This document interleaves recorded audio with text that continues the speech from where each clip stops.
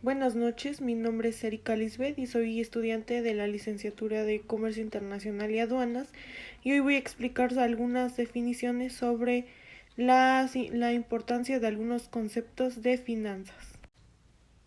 Antes de iniciar, quiero dar una breve introducción sobre la importancia de qué son las finanzas y en la importancia sobre la economía mundial.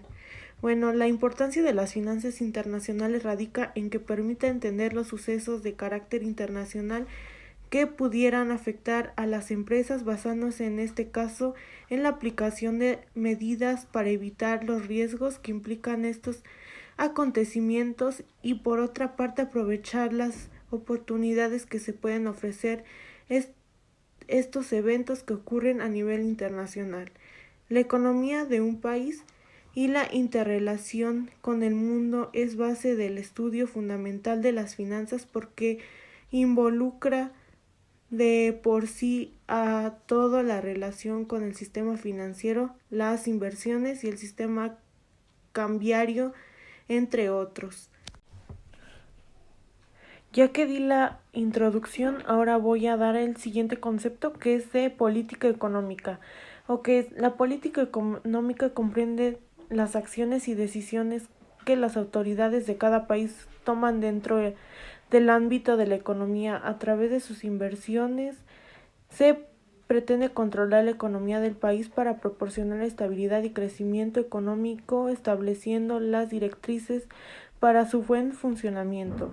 A medida que el gobierno va estableciendo una determinada política económica, se encarga del control de diferentes factores económicos importantes en la vida del país, como los presupuestos del Estado o el mercado laboral. Por así decirlo, el Estado conduce la economía de un territorio con la herramienta de la política económica. Ahora bien, ¿cuáles son los objetivos de la política económica? Uno de sus principales objetivos es el crecimiento económico. Implica el crecimiento de las tasas de producción de bienes y servicios o disposición de la población. La medida de medición es el PIB o el PIB per cápita. Otro es el pleno desempleo. Implica garantizar las fuentes de empleo y así garantizar un nivel de vida adecuado para la población, es decir, que se vea reflejado en un bajo desempleo cíclico y estructural. Su medición es a través de la tasa de desempleo, lo cual idealmente habría de ser baja.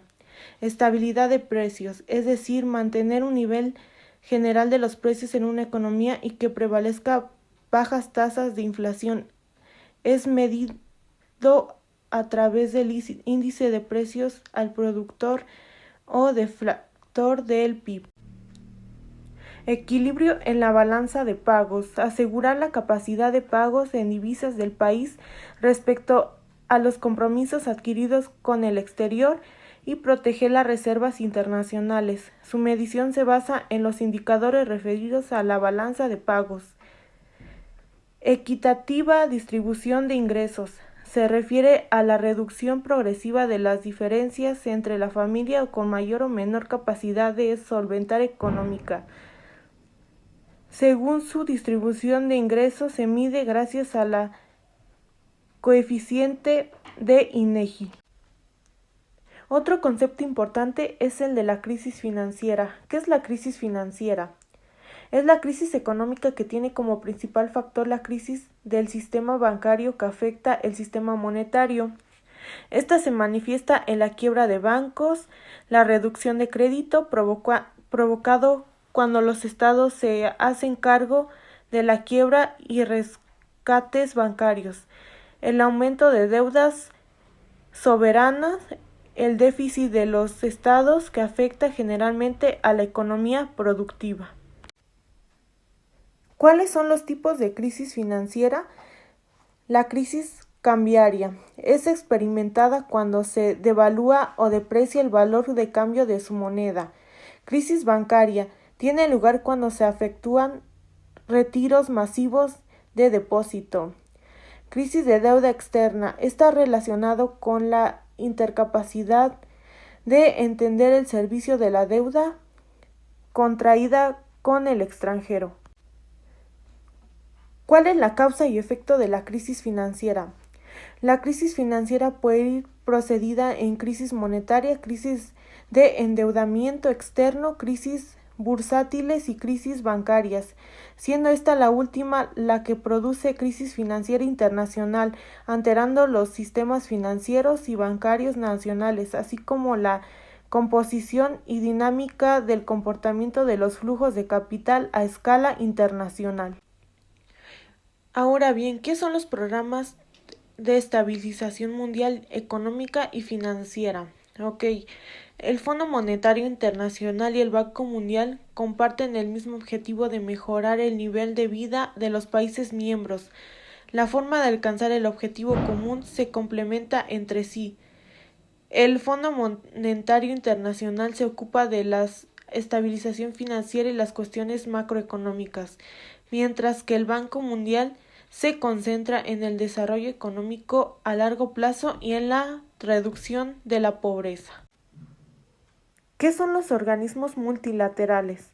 Los organismos multilaterales son empresas que son constituciones sin ánimo de lucro, cuyo capital social está constituido por las aportaciones de diversos gobiernos y cuya actuación está vinculada con las acciones multilaterales, así como el Estado individual. El Fondo Verde trabaja directamente con algunos de estos organismos, como la Organización de Estados Americanos. Su misión es la conservación y manejo sostenible de recursos naturales y el medio ambiente. Los organismos multilaterales son un componente virtual de ese plan. ¿Qué son las empresas transnacionales? Las empresas transnacionales se caracterizan por desarrollar su actividad comercial en diferentes países alrededor del mundo. Este tipo de compañías tiene una oficina central o corporativa, la cual podemos considerar como una matriz, pero invierte y desarrolla sus actividades de recursos humanos, marketing y finanzas entre otros países, con la correspondiente legislación de cada uno de ellos. En cierta medida puede considerarse un modelo de empresas transnacional, combina en los internacionales, multilaterales y global. Por último, ¿cuál es la diferencia entre el término transnacional y multinacional? Muchos autores defienden que una empresa transnacional puede considerarse multinacional, pero lo cierto es que hay una importante diferencia que hace ambos tipos de negocios no sean exactamente iguales. Una empresa transnacional parte de una matriz y se expande en muchos países alrededor del mundo, pero lo que descentraliza en su administración y adaptación de sus actividades a cada uno de los sitios donde opera.